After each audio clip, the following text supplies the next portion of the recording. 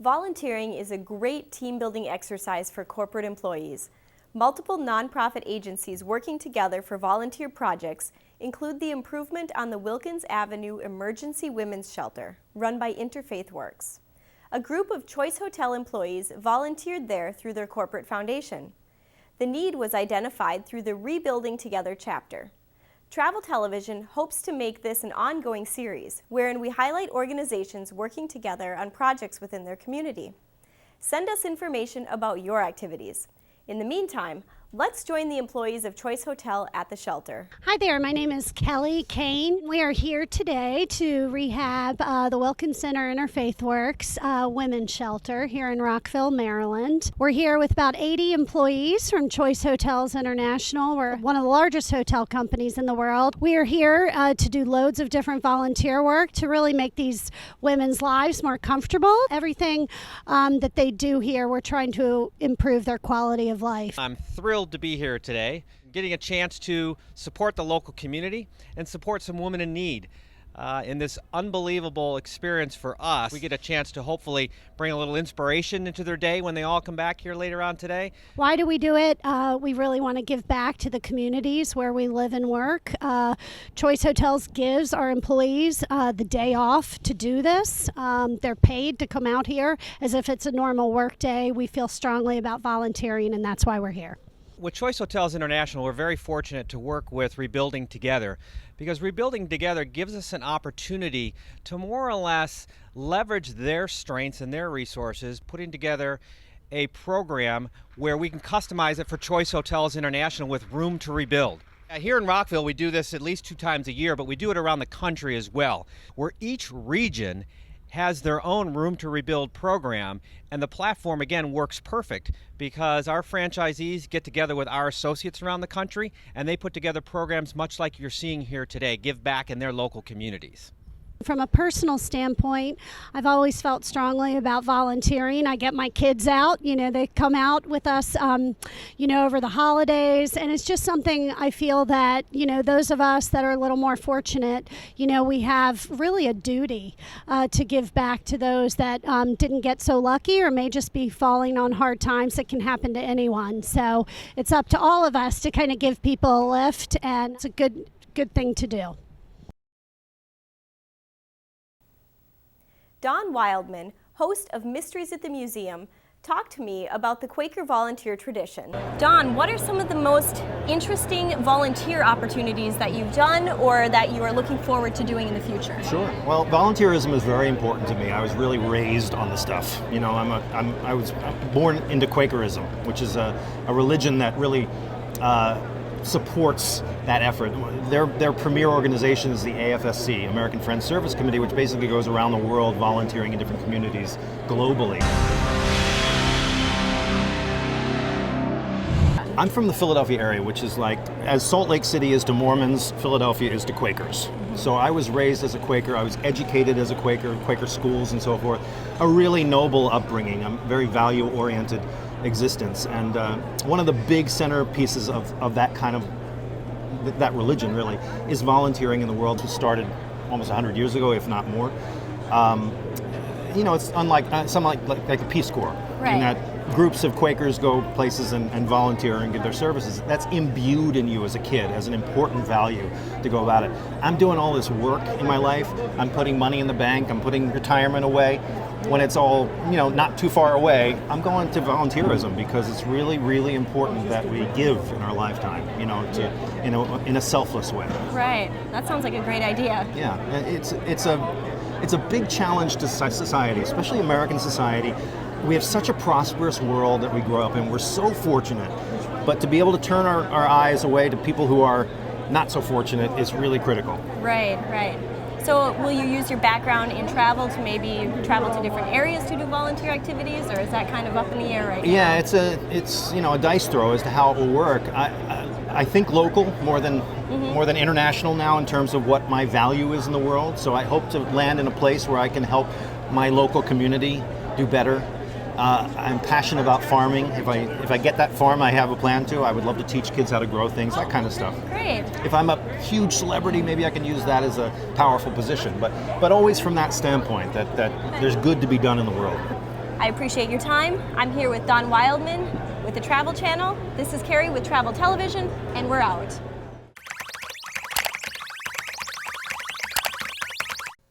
Suppose you've decided that you want to spend a portion of your vacation from work or school, or even a block of time in your retirement, volunteering in South America. You just are not sure where to go and figure out which agency or project needs your particular skill or piques your interest. That is where the great website Volunteer South America comes in. Simply go to volunteersouthamerica.net for a list of free and low-cost opportunities in South and Central America. This website is designed for backpackers and independent travelers who are seeking to volunteer abroad for free, without paying the middleman or agency fee. Some of the programs on the site are free, while others are low cost, and you live in and pay for your accommodations. Take some time to look around this interesting website and read the FAQs that will answer your questions about scams and warnings, how to determine if a program is genuine, how to get a program linked and listed, and tips and advice and guidance. You will find a hyperlink to all the organizations and programs that are covered through this database, and then you can do your own exploring and investigating before deciding which organization is best for you. It's a great starting point for the volunteer looking to put his or her talents to the best use under sunny skies.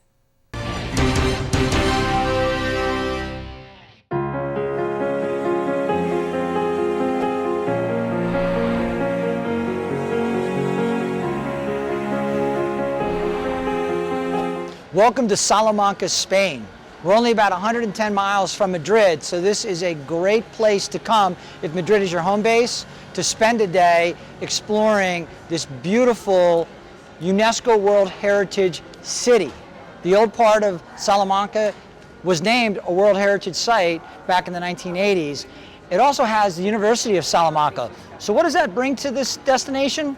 It brings a very diverse group of people because plenty of international students come here to the university to learn Spanish.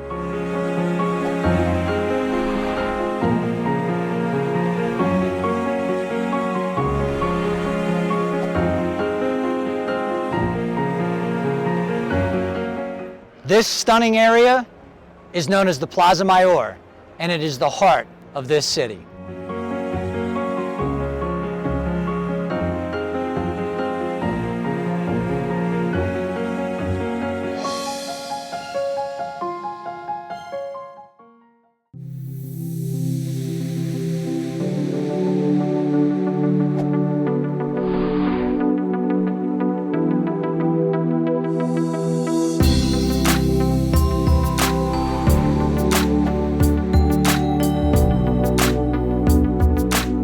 The city is full of historic sites and buildings, and it's a great walking city. It's small enough that you can walk it, but in the summertime it gets pretty warm. So I love seeing all of these sidewalk cafes because you'll take a stop, grab a bite to eat, a cold drink, recharge, and then get on your way.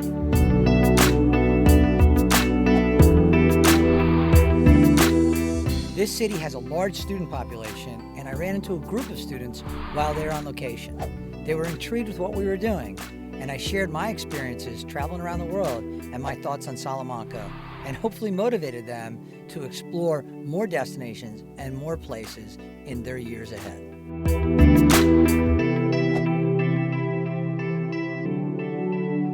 Need any more reasons why this entire city is UNESCO World Heritage Site? Look no further.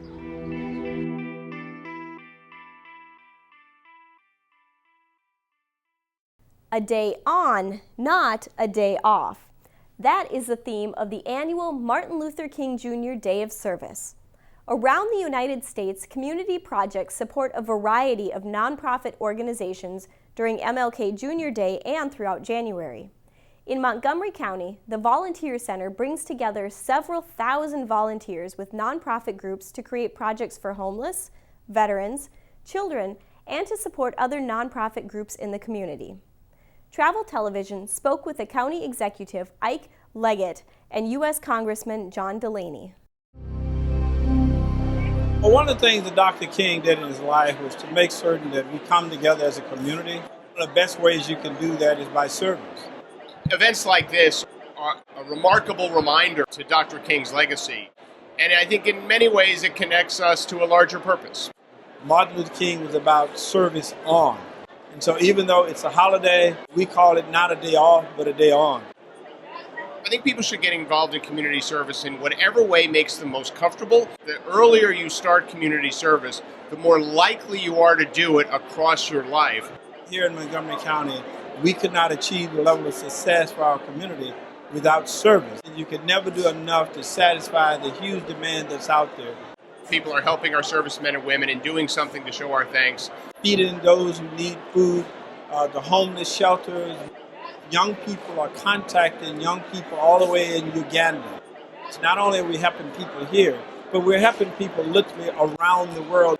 Dr. King's message and why it resonates so powerfully even today is because it was about love and loving our fellow human beings and caring for them and having a sense of stewardship for them. And you can really reflect the spirit of Dr. King by getting out, getting engaged, whatever community that you're in, and serving others. Travel Television visited the Adventure and Travel Expo to ask where people might go if they could take a volunteer vacation. Let us know about your favorite volunteer vacation location. If you could go anywhere in the world to travel and volunteer, where would you go and what would you do? I would go back to Nepal, where I was trekking to Mount Everest Base Camp, and I would start working with women to empower them to take a more active role in the political scene in Nepal. If you could go anywhere in the world to travel and volunteer, where would you go and what would you do? Well, as a former Peace Corps volunteer in Ukraine, I can understand the importance of traveling and working in a country to understand it better. And I think that my next volunteer trip would definitely be to Haiti. I have a colleague that runs the English and Mind Institute there, and they teach English to adult students. It's also a great way to understand the culture better, learn the food. You get to go to the beaches and travel. It's great. If you could go anywhere in the world and volunteer, where would you go and what would you do? I'd like to return to Antarctica, but I'd like to be on the other side by Macquarie, where I can see we've seen almost all penguins, but I have not been to see the emperor penguins, and I would like to get involved very much with helping with what's going on with the water melting and things like that. Hurricane Sandy forced many homeowners and families to abandon their wet belongings and move to temporary quarters. For the holidays, one man stepped forward to serve as a Secret Sandy's Santa. I'm Michael Sandy Claus Sharafo, founder of the Secret Sandy Claus Project. For Christmas, I had decided I wanted to do a toy drive, which ended up getting a little out of hand, a little too fast. Within 4 days of me starting my toy drive, it went from having 200 toys to about 750 toys. I had gotten a little bit of media attention, and once it started to go viral on Facebook, the Secret Santa Claus Project had now garnered the attention of worldwide news media. I had been contacted by the Associated Press and wanted to do a story of what I was doing and where I was going with the toys, and basically dressing up like Santa and bringing the toys to their homes where they had been destroyed was something that I felt could really brighten their spirits, even for a little bit. It's not much, but I had been told at the time that, you know, these kids haven't had any reason to smile for anything recently after the storm, and until I had showed up, their smiles were coming back. So for me, that's really why I wanted to do it. It was to just bring a little joy to these kids who had lost everything. The need still exists in many communities, and Mike's hope is for local groups to step up and perform the tasks of a Secret Sandy, collecting letters, getting donations, and having a Santa deliver to those still displaced from the hurricane. Mike tells us more about his plan. I had come up with this idea in April that I was going to try and install air conditioners for Sandy victims, and particularly with an emphasis on the elderly population and young moms with children and such. And so today we're going to go to a family who lives not far from the water here in Coney Island, and just to put into perspective, this water was at least 4.5 feet high above sea level, so clearly over my head. So when you go down this way into where the homes are, people's complete homes were submerged in water. There are a lot of people in the elderly community or the disabled community or people who don't have the financial stability to have internet access, who kind of missed out a lot on all the programs and help that people were given, because a lot of it was conducted through social media. And so there are still people who have been sort of left behind after Sandy. Some people don't have walls anymore because they can't afford them, and some people had issues with mold. To this day, there's people who still have mold on their buildings outside that you can see. It's not healthy for them, but to have these problems on such a mass scale, it's easy for people to fall through the cracks. The travel industry established Tourism Cares, a nonprofit organization that supports restoration of landmarks identified by the National Historic Trust. The Trust notes these landmarks in dire need of repair, and members gather annually to volunteer. Recently, they traveled to take part in the Hurricane Sandy response.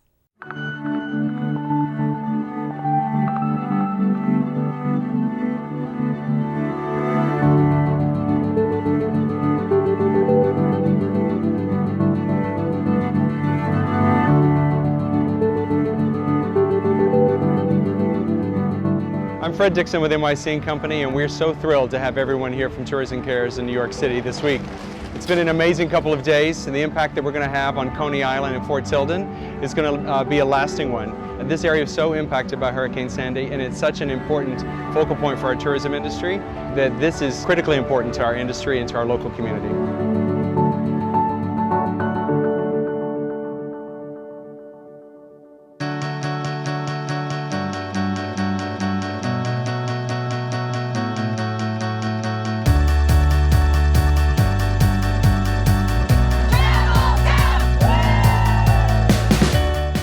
Diane Billings-Burford. I'm the Chief Service Officer for the City of New York, and our focus is to identify need in the city and connect people that want to volunteer and serve and help us meet needs in the ways that matter the most. We're really excited to be here today with Tourism Cares and NYC & Company to help us to revitalize areas impacted by Sandy. And so we're grateful for the volunteers and all they will do and the lasting effects that they'll have on our great city. Hi, my name is Paula Twydale. I'm the Executive Vice President of Colette Vacations. We're here at Coney Island in New York to give back to the community. We have 19 employees with us from Colette Vacations. This is not only a give back experience, but a great bonding opportunity for our team. It brings a lot to the organization for ourselves back in the office, but it helps the community immensely. So here we're together making a difference, great quantity of people doing great things for the community, giving back, so everyone here can reap the benefit of it and they can get back to a sense of normalcy and put their efforts back into tourism. That's what it's all about. It brings a lot to the state of New York and a lot to our community, and we're happy to be here to contribute.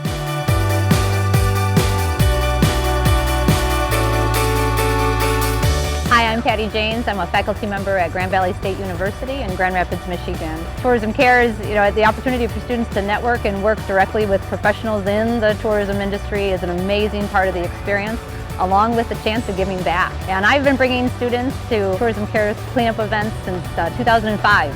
And that chance that students have again to put in some time and energy and work as a team with this whole tourism industry is again not easily captured anywhere else. So we're really appreciative of Tourism Cares. Thanks for all what you do.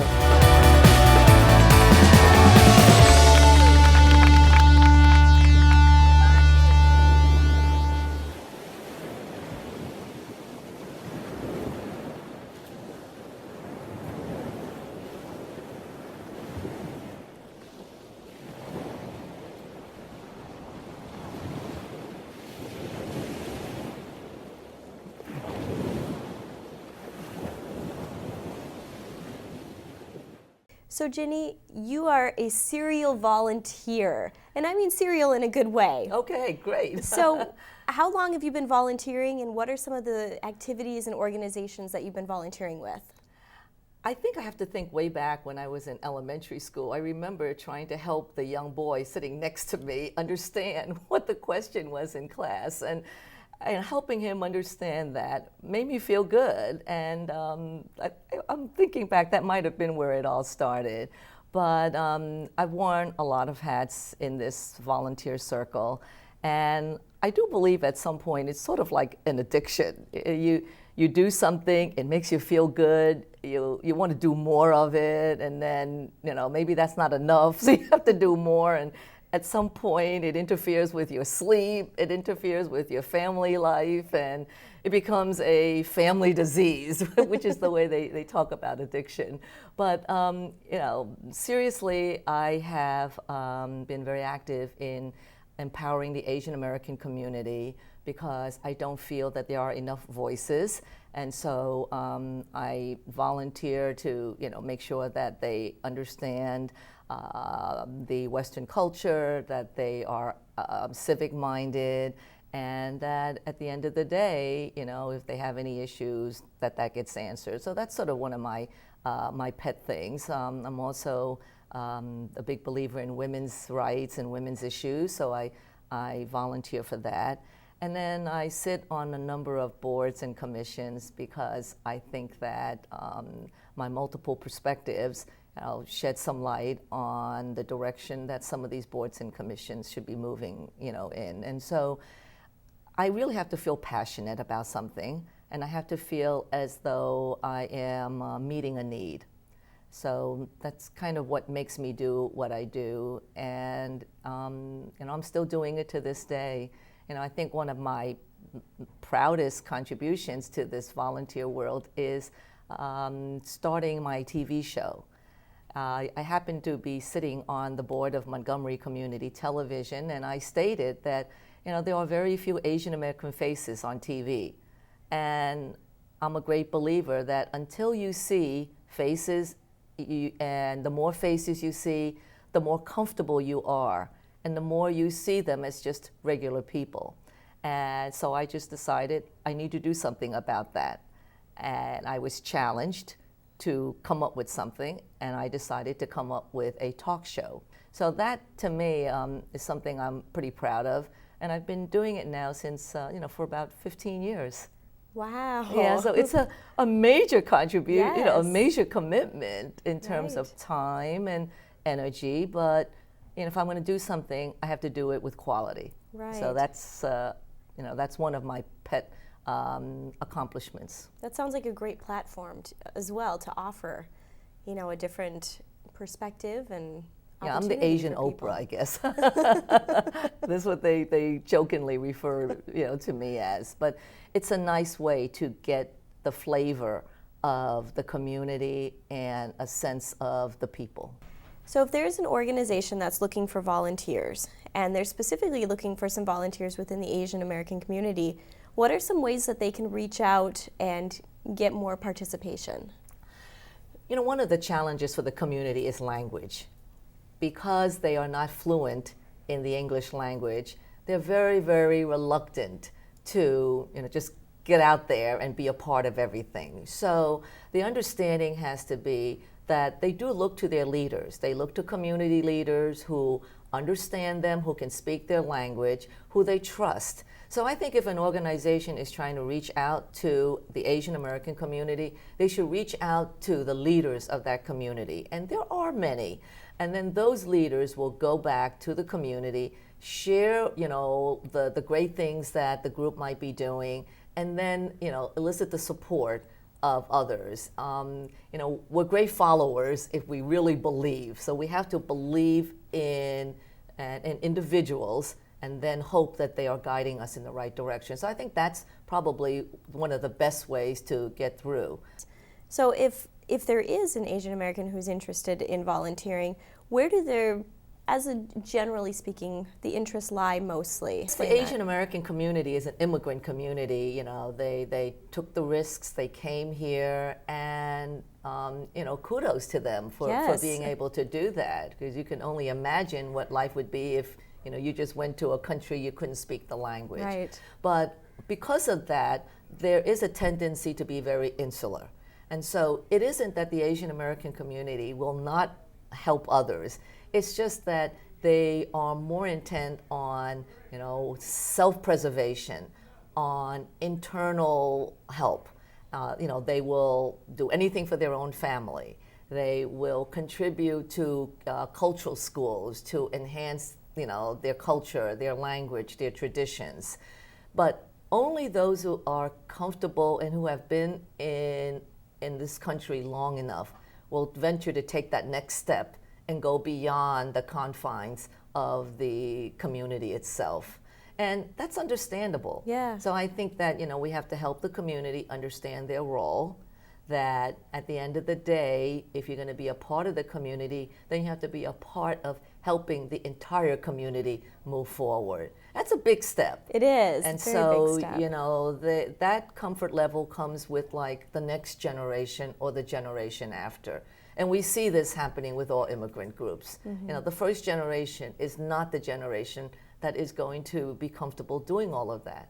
And so we have to look towards the next generation, because those kids grew up in this country or spent their childhood in this country. Volunteerism is not so centered on that. You know, it's let's help the Chinese move forward. Let's help the Vietnamese move forward. You know, we as Vietnamese need to help ourselves. We as Chinese, we as Koreans, you know, because if we don't help ourselves, no one else will. So that is just part of, I think, a community's acculturation.